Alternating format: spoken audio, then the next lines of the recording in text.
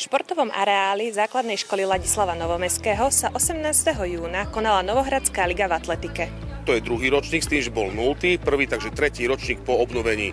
Je to súťaž pre tretiakov, tretiačky, štvrtákov, štvrtáčky. Družstvo tvoria 4 pretekári a pretekajú formou viacboja. Každý pretekár absolvuje beh na 60 metrov, skok do diaľky, hod kriketovou loptičkou a na záver beh na 600 metrov.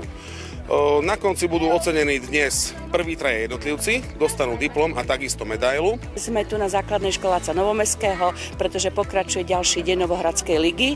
Novohradská liga znamená, že súťažíme teraz už s deťmi, tretiakmi, štvrtákmi a včera sme súťažili teraz so staršími žiakmi v 4 disciplínach. Sme tu na atletickom štadióne, novom atletickom štadióne a myslím si, že je to krásne, pretože je veľmi dôležité, aby sme detičky naozaj viedli k pohybu, akémukoľvek športu, k súťaživosti, pretože sa to spája aj potom s rôznymi takými psychickými vecami, ktoré ich vlastne utužujú, či už osobnostne, alebo majú teda naozaj z toho veľkú radosť, keď si môžu takto zasúťažiť a porovnávať svoje sily.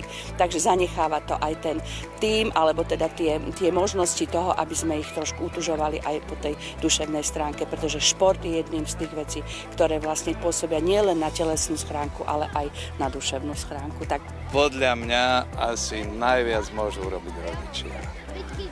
Lebo to je najväčší príklad pre deti. Rodič. Keď rodič športuje, bude aj dieťa športovať. Keď rodič sedí pred televízorom, bude aj dieťa sedieť. Súťažiacich žiakov sme sa opýtali, ako prebiehali ich prípravy. Tak ja som sa pripravovala na atletiku tak, že som včera behala kolečka na dvore, hádzala som loptičkou a skákala som do diaľky. Dneska sa teším na tieto disciplíny, už som to bola aj viacejkrát a trénovala som, aj na atletiku chodím. Teším sa. Pre televíziu Tvorená, Lenka Pivarová.